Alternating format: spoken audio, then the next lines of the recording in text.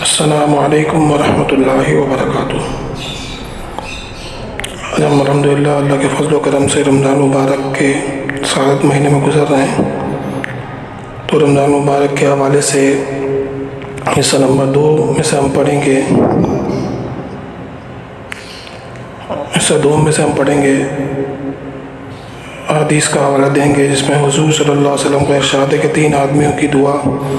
رد نہیں ہوتی، ایک روزے دار کی افطار کے وقت، دوسرے عادل بادشاہ کی، تیسرے مظلوم کی جس کو اللہ تعالیٰ شانہ بادلوں سے اوپر اٹھا لیتے ہیں اور آسمان کے دروازے اس کے لیے کھل جاتے ہیں، اور ارشاد ہوتا ہے کہ میں تیری مدد ضرور کروں گا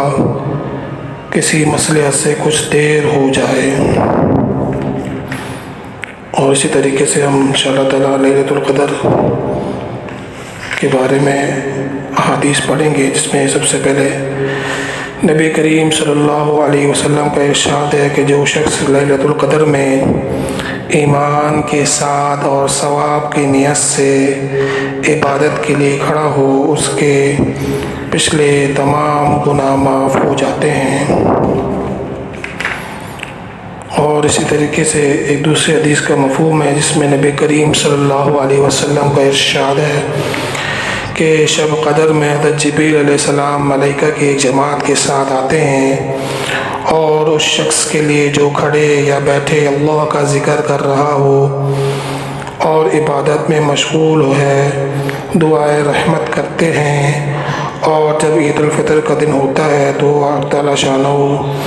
اپنے فرشتوں کے سامنے بندوں کی عبادت پر فخر فرماتے ہیں۔ اس لیے انہوں نے آدمیوں پر طعن کیا تھا اور ان سے دریافت فرماتے ہیں کہ اے فرشتوں، اس مزدور کا جو اپنی خدمت پوری ادا کر دے کیا بدلہ ہے؟ وہ عرض کرتے ہیں اے ہمارے رب،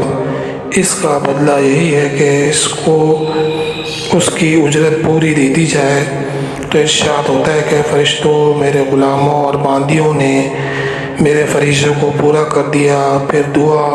کے ساتھ چلاتے ہوئے عیدگاہ کی طرف نکلے۔ اے میری عزت کی قسم، میرے جلال کی قسم، میری بخشش کی قسم، میرے علوم شان کی قسم،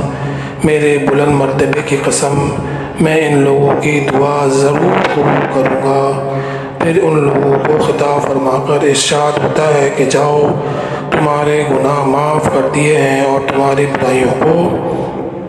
نیکیوں سے بدل دیا ہے۔ بس یہ لوگ عیدگاہ سے ایسی حالت میں لوٹتے ہیں کہ ان کے گناہ معاف ہو جاتے ہیں۔ اور ایک دوسری حدیث کا مفہوم ہے، تو عبادہ رضی اللہ تعالیٰ عنہ کہتے ہیں کہ نبی کریم صلی اللہ علیہ وسلم اس لیے باہر تشریف لائے تاکہ ہمیں شب قدر کی اطلاع فرمائے، مگر 2 مسلمانوں میں جھگڑا ہو رہا تھا۔ حضور صلی اللہ علیہ وسلم نے ارشاد فرمایا کہ میں اس لیے آیا تھا کہ تمہیں شب قدر کی خبر دوں، مگر فلاں شخصوں میں جھگڑا ہو رہا تھا، جس کی وجہ سے اس کی تعین اٹھا لی گئی۔ کیا بعید ہے کہ اٹھا لینا اللہ کے علم میں بہتر ہو، لہٰذا اب اس رات کو 9ویں، 7ویں اور 5ویں رات میں تلاش کرو۔ اور اسی طریقے سے ایک اور حدیث کا مفہوم ہے،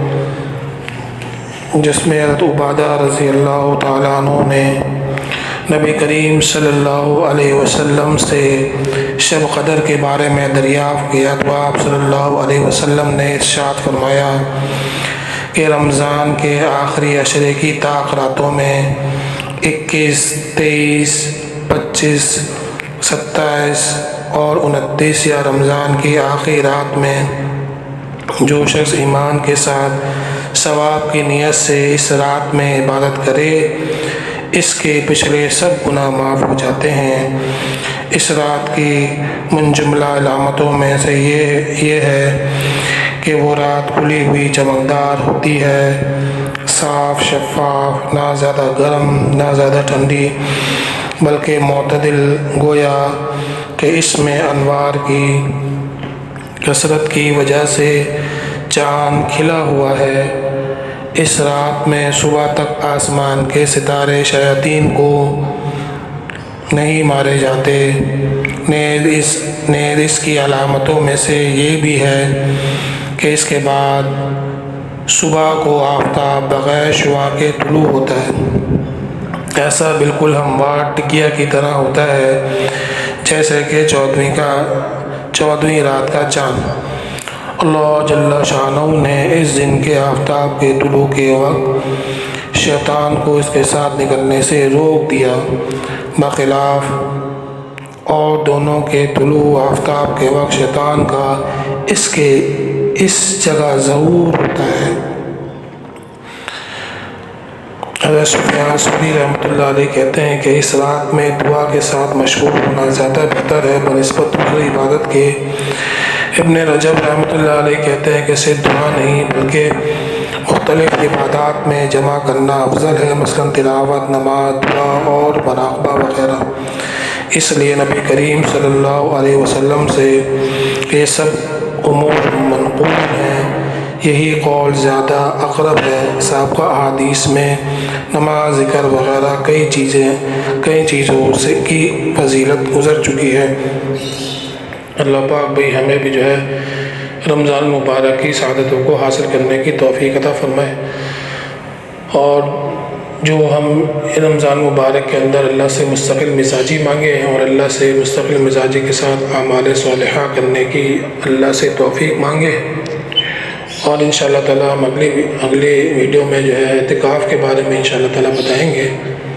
تو اللہ جل شانہ سے دعا ہے کہ اللہ جل شانہ ہمیں بھی جو ہے رمضان مبارک کی ساری سعادتوں کو حاصل کرنے اور رمضان مبارک کے اندر اللہ جل شانہ سے اپنا تعلق مضبوط کرنے اور اللہ سے مستقل مزاجی مانگنے کی ہمت توفیق عطا فرمائے۔ سبحان ربک رب العزت عما یصفون وسلام علی المرسلین